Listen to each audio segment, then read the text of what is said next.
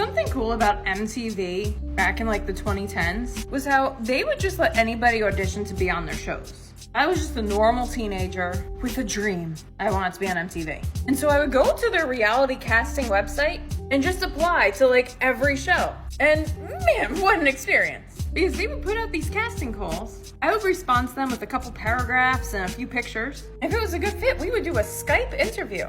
Yeah, not Zoom. This was the 2010s. We Skyped. So the first show that I auditioned for was going to be a new show, but it was basically made that were meta.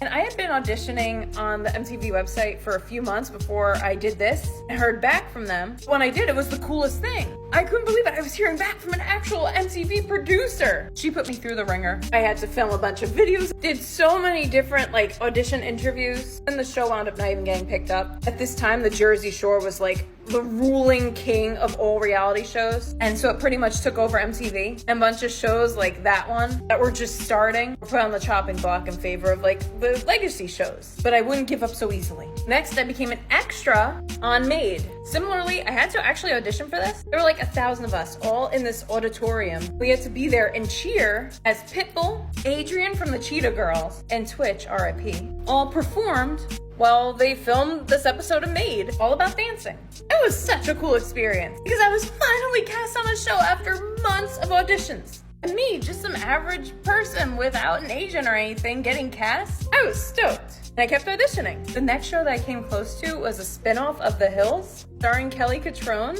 As somebody who would mentor aspiring designers, and at the time I had just broken my Guinness World Record for making the world's largest chain of bracelets. There's the certificate if you don't believe me.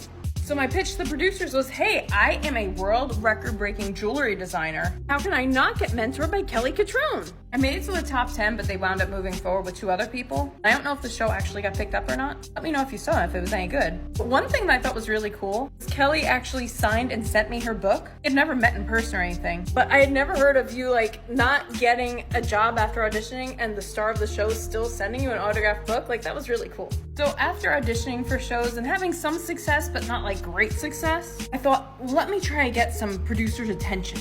So I made this audition video where after every sentence I would take a bite from an apple because I grew up on Nickelodeon. We find random humor to be the funniest. And I thought that any producer would think I was a comedic genius and cast me immediately. I actually did get a call back, but after us doing a little interview, she said to me, and please, next time you do an audition, keep the apple out of it. I was just shocked. How could somebody not find apple eating funny?